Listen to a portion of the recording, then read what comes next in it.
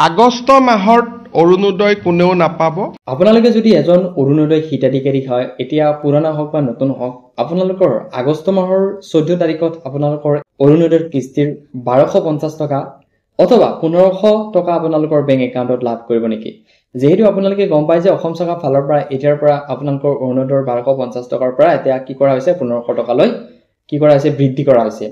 যোনসকল মহিলাই আপোনালোকে বিশেষকৈ যোনখিনিয়ে জুন জুলাইৰ পৰা আপোনালোকে পুৰণা হিতাধিকাৰী হৈ কিন্তু অৰুণোদয় টকা লাভ কৰি অহা নাই, আপোনালোকক যেহেতু এতিয়া KYC কমপ্লিট কৰিলে বা ডিজিটাইজেশ্যন প্ৰচেছ কমপ্লিট কৰিলে, ডকুমেণ্টছ আপলোড দিলে, আকৌ আবেদন কৰিলে, সো তেনেহলে আপোনালোকে এই আগষ্ট মাহৰ 14 তাৰিখত যেহেতু এতিয়া অৰুণোদয়ৰ সকলো ধৰণৰ আঁচনিৰ টকা কিন্তু এতিয়া 14 তাৰিখত প্ৰত্যেক মাহৰ 14 তাৰিখত দিয়া হ'ব বুলি অসম চৰকাৰৰ ফালৰ পৰা কিন্তু ঘোষণা কৰিছে, বা আনকি 2 বা 3 মাহ ধৰি কিন্তু 14 তাৰিখত আপোনালোকক ইন্ডাকশন বেনাৰ ঘোষণা কৰে আৰু সেই বেনাৰ মতে কিন্তু আপোনালোকৰ বেংক একাউণ্টত টকা লাভ কৰিবে। ইতিমধ্যে অসম চৰকাৰৰ ফালৰ পৰা যেহেতু আপোনালোকৰ এই অৰুণোদয় নতুন হওক পুৰণা হওক সকলোকে আবেদন কৰিব দিছিলে, বা আপোনালোকে KYCৰ মাধ্যম গৈছিলে, বা আপোনালোকে ডকুমেণ্টছ আপলোড কৰিছে, বা পুৰণা সকলে আকৌ আবেদন কৰিছে, বা নতুন সকলে আকৌ নতুনকৈ নিউ আবেদন কৰিছে। সো বহুত এটা প্ৰশ্ন আছিলে যে আগষ্ট মাহৰ আপোনালোকৰ 14 তাৰিখত টকা লাভ কৰিব নেকি, বা পুৰণা হওক বা নতুন হওক, সবিশেষ আজিৰ এই ভিডিঅ'ত সকলোকে জানিব পাৰিব। যদি আপুনি এই চেনেলত প্ৰথমবাৰ আহিছে, চেনেলটো সাবস্ক্ৰাইব কৰিব, বেল আইকনটি অল কৰি দিব যাতে এনেকুৱা ইনফৰমেটিভ ভিডিঅ' আপোনালোকে অতি সোনকালে পাই যায়। সো বলক ভিডিঅ'টো আৰম্ভ কৰোঁ।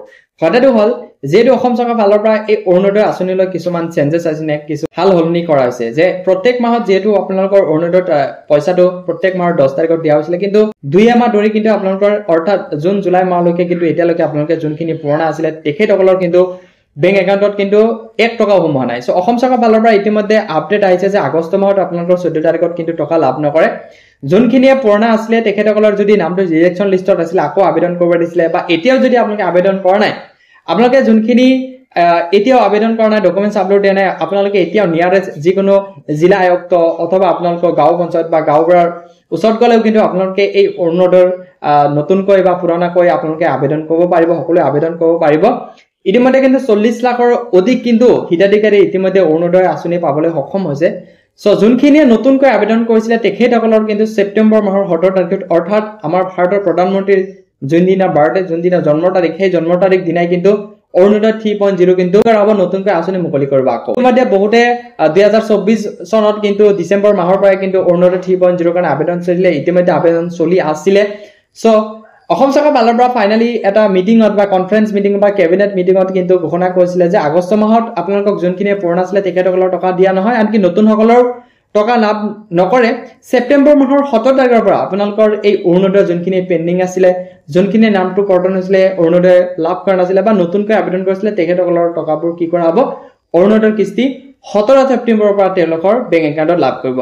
কিন্তু 1250 টকাৰ বিপৰীতে তেখেতসকলৰ বেংক একাউণ্টত 1500 টকা লাভ কৰিব। কেনেকৈ 1500 টকা লাভ কৰিব? যোনখিনি অৰুণোদয় হিতাধিকাৰী হয় বা যোনখিনি অৰুণোদয় বেনিফিচিয়াৰী হয় তেখেতসকলে যদি তেখেতসকলৰ ঘৰত যদি এটা ৰন্ধন গেছ আছে, 1200 টকা 1250 টকা লাভৰ উপৰিও তেখেতসকলে পোৱাৰ উপৰিও যদি সেই ব্যক্তিজনে যদি এটা ৰন্ধন গেছ ক্ৰয় কৰে, তেনেহলে অসম চৰকাৰৰ ফালৰ পৰা উপৰেঞ্চি কি কৰিব, আকৌ 250 টকা তেখেতসকলৰ বেংক একাউণ্টত সোমাই দিব। এইটো 250 টকা লগতে 1250 টকা মিলাই কেনে 1500 টকা, এই 1500 টকা আপোনালোকৰ বেংক একাউণ্টত কিন্তু প্ৰতি মাহে যোনখিনিয়ে অৰুণোদয় লাভ কৰি আছে, লগতে যদি তেখেতসকলে ৰন্ধন গেছ ক্ৰয় কৰে তেখেতসকলৰ বেংক একাউণ্টত ধুনীয়াকৈ লাভ কৰিব।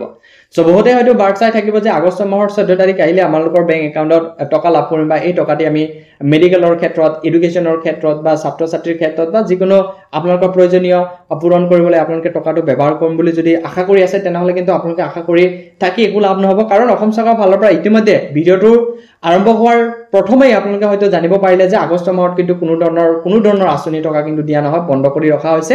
আনকি আপোনালোকৰ এই টকাটো ছেপ্টেম্বৰ মাহৰ 17 তাৰিখৰ পৰা পাবলৈ আৰম্ভ কৰিব। আশা কৰোঁ যোনখিনিয়ে অৰুণোদয় বেনিফিচিয়াৰী এতিয়া নতুন হওক বা পুৰণা হওক, যদি আপোনালোকে কোনো ধৰণৰ কনফিউজন ভুগি আছিলে বা আশা কৰি আছিলে, এই ভিডিঅ'টো চাই কিনে আপোনালোকৰ অলপ হ'লেও উপকৃত হৈছে। সো যদি উপকৃত হৈছে, নিশ্চয় এই চেনেলটো যদি নতুনকৈ আহিছে চেনেলটো সাবস্ক্ৰাইব কৰিব, বেল আইকনটি অল কৰি দিব যাতে এনেকুৱা ইনফৰমেটিভ ভিডিঅ' আপোনালোকে অতি সোনকালে পাই যায়। লগতে এই ভিডিঅ'টো আপোনালোকে কোনটো ডিষ্ট্ৰিক্টৰ পৰা, লগতে আপোনালোকে অৰুণোদয় পুৰণা হিতাধিকাৰী হয় নেকি বা নতুন হিতাধিকাৰী হয় নেকি, নিশ্চয় কমেণ্ট বক্সত কমেণ্ট কৰিবলৈ নাপাহৰিব।